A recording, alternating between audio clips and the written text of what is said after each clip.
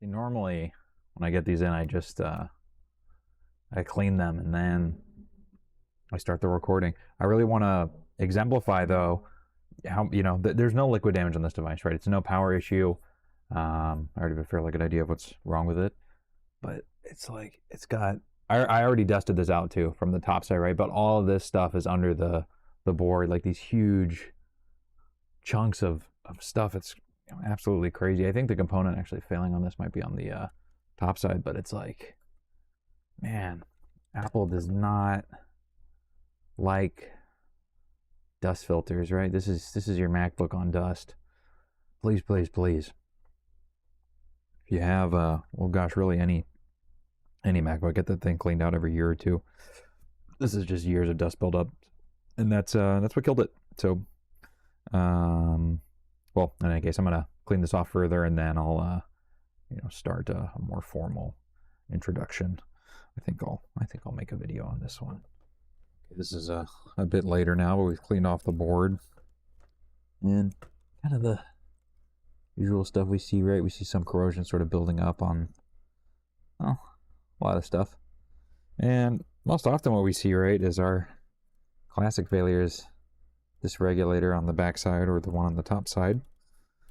Interestingly, on these, it doesn't seem like it's either of those. We can actually see a little bit of discoloration and kind of morphing on this chip. Just a little bit of a hint.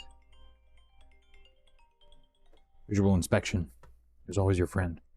But in any case, right, this is really, really bad dust buildup. I would say nothing is like immediately exploded. What we would typically see is one of these backside regulators, like this fella right here, get all this dust build up, and then, well, here's the one on the top side, same chip, right? You got 2.5 volt line, 13 volt line, ground, 2.5 volt line. These will touch something, they'll bridge to something and die. If this touches this, well, it generally kills the storage. If this touches this touches this. Generally, storage is okay. You can replace the chip and it works. That's not what's going on here. At least I don't think. We'll see. I'm putting on a second glove. All right, very dusty. Just kind of air compress this thing off. We're going to clean it further with a brush and some alcohol. Right, just so much dust buildup. And right, this is just that dust accumulates, moisture accumulates, it really sticks on the board. So even after, air compressing it, right, it's still pretty caked in. What does this board do when we plug it in? Let's see. You can see our voltage and current, the lower left. 5 volts, pulls some current, goes to 20. So it's getting pretty late there. It's getting to like, our SSD power rails. And on a thermal imager, if I could get this thing into focus, we see this bad boy get spicy. Should not be getting that spicy. T2 is on, that's why it's getting warm. So this is another kind of, I'm gonna unplug power now. Another, SSD voltage regulator. We have seen fail a few times, not nearly as common as the, buck regulators, but not, I guess it is kind of stepping down a few voltages, right? It's still taking our 13 volts in, so kind of similar purpose to this with a few more doodads. Looks like it's talking to a few more chips, PMIC, doing some I2C communication, talking to other chips, and it is also bucking down a few voltages, right? So we're getting our 0.9 volt, 1.8 volt, 2.5 still out of here, and that is a buck converter essentially, right? So there's some MOSFETs inside of this thing, etc., etc. Does all this really matter for fixing it? Not really. I'm going to turn off the thermal camera. Let's remove the chip, and then we're going to pull one off of another A2141 motherboard and reball it and put it on here, and then I think this will work. Firstly, I'll put a penny on this NAND, and I want this on my left side so I can blow hot air away from the NAND as I'm heating this chip. Let's take a call. Ooh, calls. One thing I did notice too is actually the chip looks a bit sad. If we zoom in, it's at a bit of an angle. You can see it's a little bit morphed there in the corner. A little small scale explosion in that chip, perhaps. In any case, let's get this off. Turn on fume extractor, some flux, get some tweezers, get some hot air, remove our bad boy. And again, right, we're right next to the NAND, so we want to be pointing our hot air away from that NAND.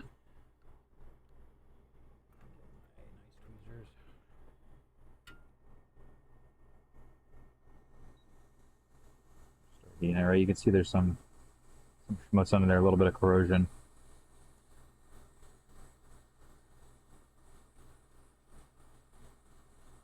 Oh, the humble MacBook. And I think after we get this chip replaced, I'm just gonna clean the board on the backside.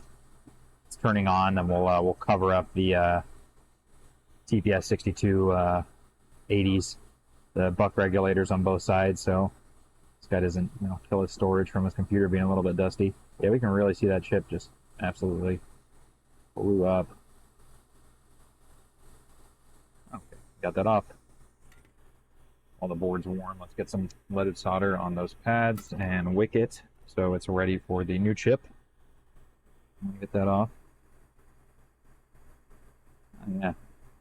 Hey, look at that. The top just kind of blew off. If we could see like a burn or something under there. Not really. But the chip is a little bit pregnant, which is no good. Throw that away. Okay. Some leaded solder. And I don't know what I'm doing. I need to add a little more flux.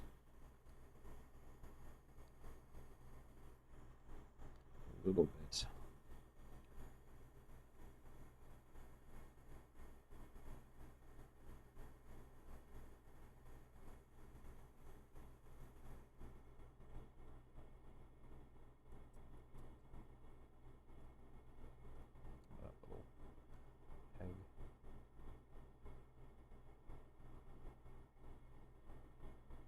Okay, we can see a little no connection pad came off.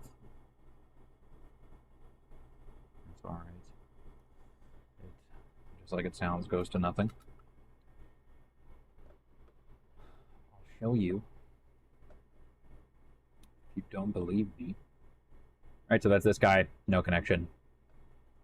We don't care about that. Okay, let me get some solder wick.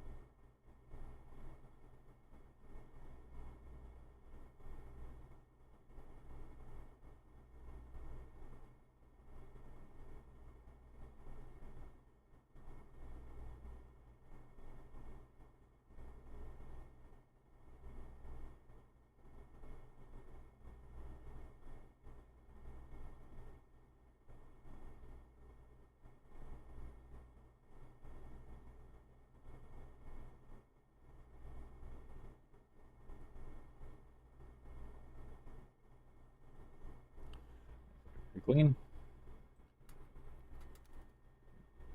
Drop our soldering iron. Okay.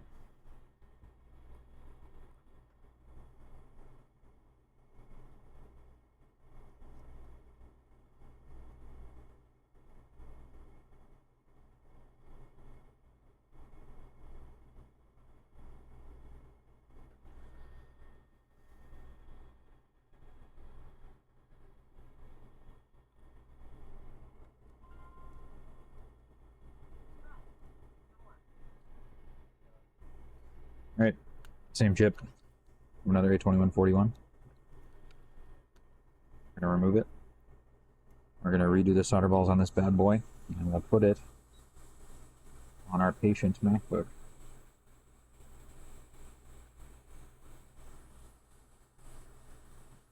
Something in like the office next door beeping in me. Lose my mind for a second.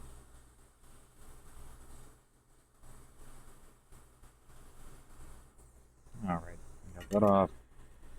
Put our donor away.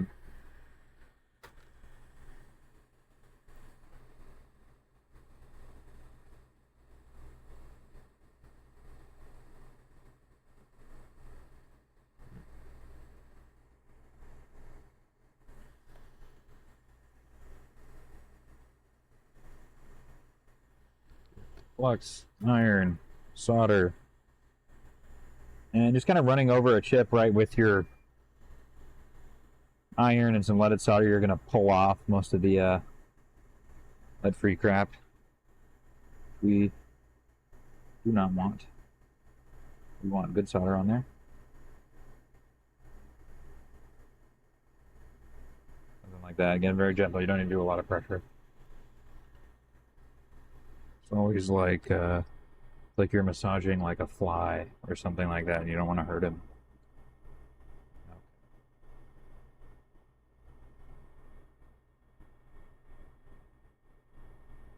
Okay, let me get a stencil for this. Ooh. Do I have an exact match for this? I think I do.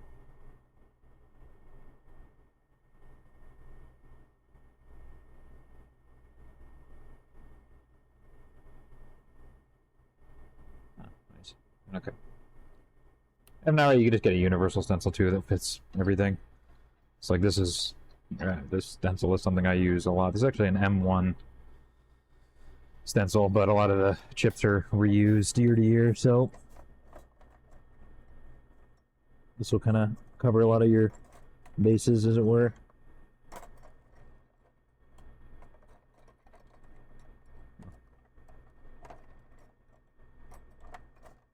My scalpel blades seem to disappear if I'm not here for a day. Okay, we're going to get a paper towel, and we're going to put a little bit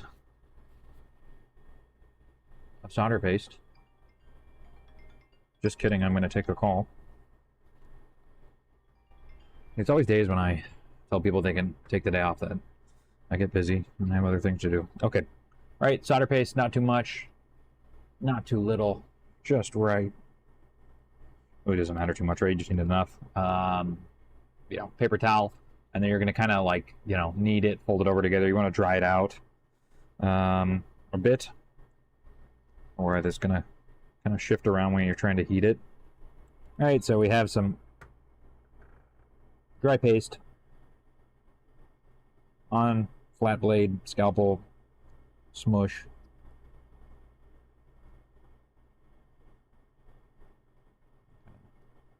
Over that again. Smush again. It's probably a little bit OCD that I do it like 3 times, but you know, probably twice is fine. Why not 3 times? Makes me feel better. Okay, I'll stick my finger because I have gloves on.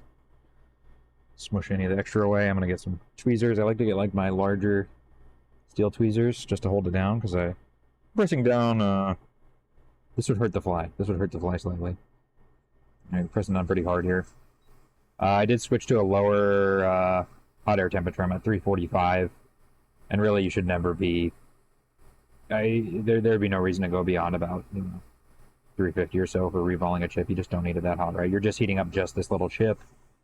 When I'm actually working on the board, I'm at 430 because I need the whole board in that area to get hot for the chip to come off. So get that off. Came off very easily. You can always, poke through the stencil with some tweezers if it's kind of stuck. And then once you have it out of the stencil, you're going to want to heat it again. If it looks really dry, I would add a little bit more flux residue, right? But this one's already pretty shiny. And then we can see we have nice, shiny balls. You want to inspect your balls after from all angles. Make sure they look nice and even. That looks good to me.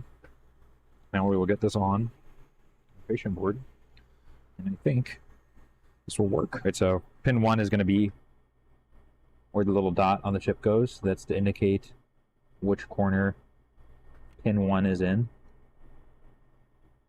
So you can do the correct orientation. So it's a little bit too much flux. I actually might pick some of that up with the Q-tip. Okay.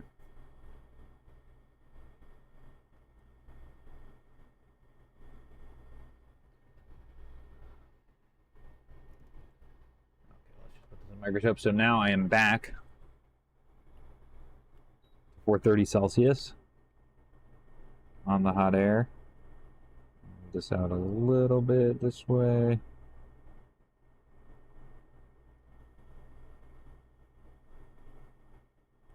And you just want to, it doesn't need to be, exactly perfect. I guess it's pretty, this stuff's pretty tiny. So, if you're within, hair's length of a position, that's fine. But I wouldn't spend, too much time trying to like perfectly, line it up. Like something like, this is pretty close to perfect here. I guess I've done this enough, but, like in early stages of doing this, I feel like I would spend so much time trying to make a chip really, sit on perfectly. But really you just need it, about on, and then when the solder actually becomes, molten, it's going to kind of swoop itself into place. We just kind of saw that happen a little bit. It's very slight, but it'll move on its own into position. You can also use, the solder around this is lead-free. It actually has a higher melting point. So when we see like this inductor is flowing in these caps, they're shiny, the solder's molten, we can be quite positive that the solder underneath this chip has also melted and got into place. Board's warm. I'm just gonna Q-tip alcohol, get some of this stuff off. Used a dime that time. What I'm gonna do is get the use the crispy method here, where I also get some magic eraser, a little bit of acetone.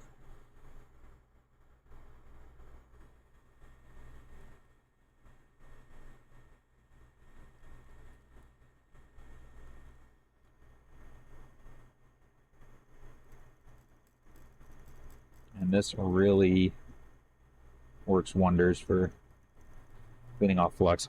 The other side on the board was really dirty. Go ahead. Use this too, just to get off a lot of this crap. Actually, we're going with a brush and some alcohol, but I'm like, I already have this out. I might as well use it. Okay, let's brush this off.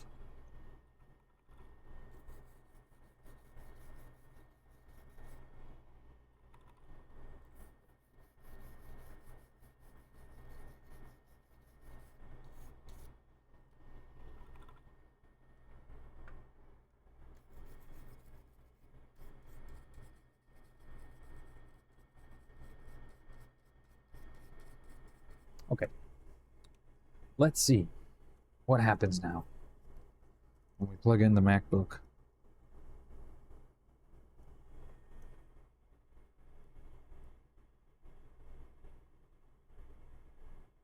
And this seems like it is turning on now. Kind of seeing how the amperage climbs up. And we can see it's getting to like 10 watts, half an amp. This board's on now. I'm going to put it back together. Actually, first, hoist. We're going. Okay. Get some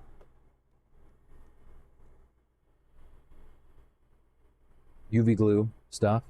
I like to get the blue one because blue is fancy. Everyone knows that. But you can get whatever color you like. I feel like a darker color is best. I use the blue. Kind of have like a blue theme going on, I suppose. For the more than a fixed brand. I think before this I used a green one. Now I have like 10 tubes of this blue one, so I use that. We're going to cover this regulator on our top and bottom with this stuff, and then we're going to harden it with a UV lamp, because this device, it's just it really doesn't take that long for this sort of dust to build up. And you know, anytime I have, well, I mean, most MacBook board repairs are basically just caused from dust buildup, I feel, or at least half of them. I always be sure to tell people, just like, dude, just, you know, dust the computer out once a year. You basically won't ever, almost never have issues with it. You know, these have their own problems besides this, but you know, really, it's like, you know, this 16-inch MacBook's actually, it's a good little computer, as long as it's not dusty. Pretty much, this is just like, you know, such a fatal flaw, is that the air intake is running over all of these, you know, components at the edge of the board, and there's no dust filter. I mean, you saw at the beginning just how large some of the dust particles were in here. You know, I mean, Windows devices, so that, you know, have their own problems too with, you know, high side MOSFET shorts and the CPU dying. Which is honestly worse than this. So that's normally just a no fix. We have the UV lamp on there now for a minute. But really, this computer didn't get dusty. I'd probably almost never see it. You know, this is something like an A2141. You know, we've probably seen in here well over 100 times, and most of them are the same exact problem. We'll get that glue on there though, and then kind of see what's next, as it were. Yeah, but we're just gonna do this on both sides. UV glue for a minute, let the light cure, and then put this back together. And, I think this will work now. And just to kind of, well, sure, I've probably shown this in a few other videos already, right? But you'd want to leave right. So I basically just glob on the stuff, and then, you know, Q-tip the top. You want to leave the top unexposed. Same general idea as, you know, underfill, right? Like, these chips have glue around them, but it's not over the top, because it does generate some heat. You want to be able to dissipate heat, so you don't want to, you know, fully enclose the thing, right? Then you got like a little pressure cooker. Same thing on the top side. And then we'll get this back together now and see if it's working. All right, one other thing. I have this in my intake video, but someone fixed the screen before, and they just totally long screw damaged one of the fasteners here. I covered it with some, I'm actually going to put a little bit more UV glue on this now that I'm looking at it under the microscope. Come on. Whoever did this, come on, man. You don't need to put that much force on a screw. Don't just jam that sucker in because it doesn't fit. But what we don't want is that to become a problem later, so we're going to cover it with some glue. I'm going to let this cure again. I suppose I'll be right back when this is done curing, and then we'll see if this turns on. For whatever reason, I'm having a lot of people come in at the end of the day today. I just want to cap off my MacBook board repair video. As we can see, much more clean. Blow around with this phone. Got all the screws and stuff back in. Turn it on. Very low on battery. The battery needs service. We have a working MacBook. Hooray. We're going to back this one up to a 4TB Crucial X10 Pro, which I do recommend. These drives are very good price and quick. And then this guy can get back to doing some MacBook stuff on here. Maybe we can free up some storage space and quite a bit of stuff. In any case, hopefully this helps someone with a similar problem. This, you know, behaviorally is really like the diagnostic process here is about the same as what you'd see on these regulator issues. This one's drawing a little bit less current than you typically see with one of these failing. It was like a couple watts. I feel like you'll see these fail a lot of the times between like 3 to 8 watts. During those 8-watt shorts are the one where the this happened and it kills the storage. This one had this guy bad, much less common, but still the same general principle, right? Some crap gets under there and it makes something touch something, chip blows up, sad, whole computer doesn't work. And this was very dusty. We cleaned it out very thoroughly, as you can see, and then we covered our main bad boys, which are this regulator and this regulator, after cleaning off the board. So if this does get dust built up on here again, it doesn't have to worry about these blowing up and killing the storage. Fairly straightforward board repair, I suppose. It's kind of hard to say. I've just seen so many A2141s. There's probably some point where this would have taken me a long time to figure out. But really, when you see that sort of current draw, you're probably going to see on a thermal camera what's getting hot. And with some context clues, you can know if it's getting hot and that's bad or that's normal. Like just for example, right, we also saw the T2 chip getting warm there. That doesn't, you know, mean it's bad. The T-Tune's a little, iPhone CPU, and this already went through its boot phases. This is on, it's working, it's normal, this is hot. This being 40 degrees Celsius with nothing on the board, not normal, bad. This should not do that, so. And we know that, so we swap it out.